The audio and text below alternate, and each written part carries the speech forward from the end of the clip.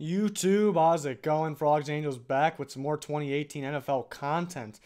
Been doing a lot of top 10s lately, did offenses and defenses. And now I got a receiver duos. Hot topic, receiver duos, maybe corner duos we'll get to in the near future, other positions. But receiver duos, there's a lot of good ones. So I broke down my top 10. Let's get to it. Who comes in at number 10? It is going to be the Kansas City Chiefs. Tyreek Hill, obviously a surprise receiver from a few years ago, shifty guy. But usually the shifty guys are more of the screen pass inside routes. But he's a deep ball guy too because of his speed. And then Sammy Watkins, they add another speed guy I think fits the offense very well. So they come in at number 10 at the receiver duos. Kind of one we got to watch out for still. We got to see what Sammy Watkins brings to the table. Maybe he hasn't lived up to the hype yet as that top pick in the draft, one of the top picks in the draft. But I like this duo. Very speedy duo. Number 9 is going to be the Green Bay Packers. Devontae Adams I like a lot, if healthy, if not concussed, I should say. That was very unfortunate. I think it happened a couple times last year. But I like him a lot. Maybe it's because of Rodgers that makes him look better, but I think he's a very good receiver. And then Randall Cobb, maybe not as good as he once was, but still a very shifty, good receiver. So I like this duo at number 9. Again, there's very good ones. So being number 9, that's very good as well, too. And then number 8 is going to be the Cleveland Browns. And we can debate this. They could be higher. I mean, by the two guys here, Jarvis Landry, Josh Gordon, that could be higher, honestly, for the Cleveland Browns. But Josh Gordon needs to stay on the field. He needs to show that he can stay on the field. Jarvis Landry, in terms of receptions, maybe one of the best, maybe the best in football. Very shifty, too. Good run after the catch. Very smart wide receiver. Josh Gordon looked like he's going to be one of the top receivers in the game, but he needs to stay on the field. And do they have the quarterback to throw to him? I think they do, between Tyrod Taylor and Baker Mayfield. I think coaching's more of the concern there. But, I mean, you could argue this to be higher. Maybe by the time the season's over, maybe we'll look back on this and like they should have been better than 8. On paper, it looks like it. Let me know your guys' thoughts on the Browns, how they'll do this year. But I got them at number 8. Number 7, Raiders. This is a tough one. Could be a little higher. Amari Cooper and Jordy Nelson. Really depends on Jordy Nelson. Obviously been on the decline the last few years, maybe some injuries. Anytime it seems like he pulls a ham or anything, he's off the field. I don't know if that's his call or what, but I hate saying this, but maybe looks a little, even when he's on the field, looks a little soft the last year or two. So let's hope he gets back to his other ways. He still can obviously play. Obviously a solid receiver, Amari Cooper, which hopefully he stays consistent. But they come in at number 7, pretty solid duo there. Number 6 is going to be the Falcons. Julio Jones. And yes, I have rookie Calvin Ridley pictured there. I love Calvin Ridley in this offense. We just talking about Amari Cooper, Bama guy. We got 2 Bama guys here. This could be Julio Jones-Sanu with Mohamed Sanu. Same thing. It would still come in at number 6. Obviously, Julio Jones carries the duo there. Trying to look for that balanced duo, but also very good. That's why making this list was very tough. Do I favor the guys that have maybe the top receiver in the league or the guys that have a pretty balanced duo? So they come in at number 6. Number 5 is going to be the Detroit Lions. Golden Tate and Marvin Jones. I think Marvin Jones might be one of the more underrated, I was going to say receiver, but maybe players. I like Marvin Jones a lot. Very good receiver. Seems to be getting better. Golden Tate still playing at a pretty solid level. Shifty guy, can do multiple things. They get number 5. It's a pretty balanced duo. Maybe no top tier guy, like I was saying before, but that is a balanced duo with 2 very good receivers. So they come in at number 5. Could argue that could be a little higher. I think the top 5 was very close for me. I was back and forth. Number 4 is going to be the New York Giants. Odell Beckham Jr., maybe one of the best receivers, maybe the best receiver in football. We'll eventually get to my receiver rankings, see where he comes in at. Then Sterling Shepard. I like him a lot. Can pretty much run all the routes, catch the ball anywhere, pretty shifty at the same time.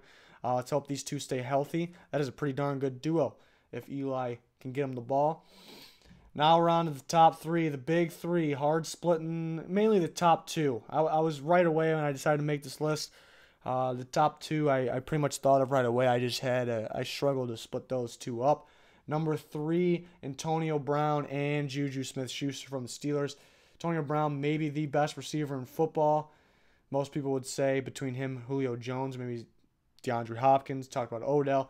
And then Juju Smith-Schuster, very surprising, very good rookie season. Where will it be at this year? Can we get a more balanced duo? Can he take that step up? They come out at number 3. mainly Antonio Brown being one of the best in football carrying the load here. But Juju Smith-Schuster, very impressive, very good. But the top two, like I said, I was back and forth at moving 2 at 1, 1 at 2.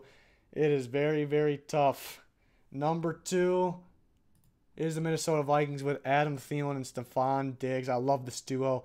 Adam Thielen, 1,000-yard receiver, came out of nowhere a few years ago. Excellent route runner. It shows how route running is so important. And Stephon Diggs is a big play guy, obviously coming up in the playoffs. Very shifty guy. This guy has eyes in the back of his head. When he catches the ball in a curl route, comeback route, he knows where the defenders are at. Very impressive. Just big play guys that really... They're not like big guys. They're not small guys. They're just shifty that can just do it all. They can go deep. They can go in the middle of the field, catch the ball in traffic. I'm talking about them. I want to move them back to 1. But then as soon as I talk about number 1, I want to keep them at 1. It's just 1 and 2 is just, I don't believe in ties and rankings and type of stuff. But it's very, very close. Love this duo. Back to these guys. Now they have Kirk Cousins at quarterback. I know Case Keenum played very well, but the Vikings finally got their legit quarterback if he stays healthy. I know they've been kind of cursed with those injuries, but maybe these guys, can they look even better? Mind-blowing stuff. Number 1 is going to be the Texans with DeAndre Hopkins and Will Fuller. This is if they're healthy. Will Fuller, some injuries last year. DeAndre Hopkins, some people believe maybe taking over that number 1 spot at receiver in football. We will see where I have in my rankings. He's definitely up there. Definitely top tier. Jump ball guy with speed. Don't see that a lot. Helped out the rookie Deshaun Watson. And then Will Fuller. I'm a big Will Fuller guy. I'm actually a Notre Dame fan. And Will Fuller was probably my favorite player to watch in college history. Just the speed downfield. And he brings it to the NFL. I mean, you got to expect it too. And he still beats guys. I think with pads on the field, I think Will Fuller may be the fastest player in football. It's a battle. The couple of receivers, John Ross, Tyreek Hill. But I think teams get scared because he's very shifty. We've seen him do well on the screen passes, comeback routes, hitches, slants. So they get scared on that, and all of a sudden he's going and he's wide open down the field. I know some key drops in the pass is what scares me a little bit.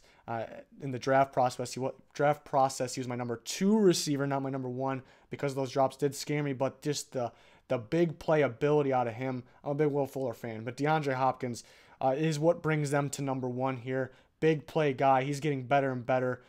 Great hands. Just the crazy catches he makes. And he's just an all over the field type of receiver. It's kind of rare. We're starting to see some more come out of nowhere. But it's just, and he's a bailout receiver. You got to love those bailout receivers. You don't see a lot of them lately. It's just kind of like, oh, no one's open. Let me just throw it up. And Hopkins is there. He makes the catch. Like, very few receivers that you can get away with doing that to. And he may be the number 1 guy in the league for that. Those are just the rare guys. Those are my favorite guys. So that's why these guys come in at number 1. But like I said, 1 and 2 very close. And obviously this will be different than the actual receiver, like single receiver rankings. So that'll be a different category there. Can't wait to get to those. We're gonna start getting to position groups, quarterbacks, running backs, receiver. Go down the list. Every position group will get specific. Maybe we'll split up defense players by their schemes, 4-3, 3-4.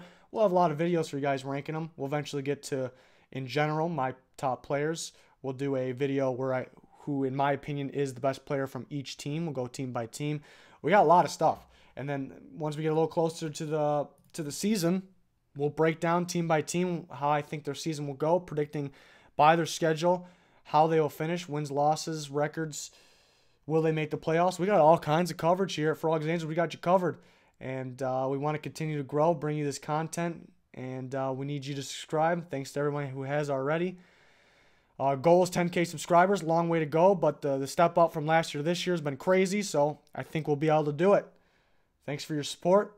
That'll do it for this one. Goodbye.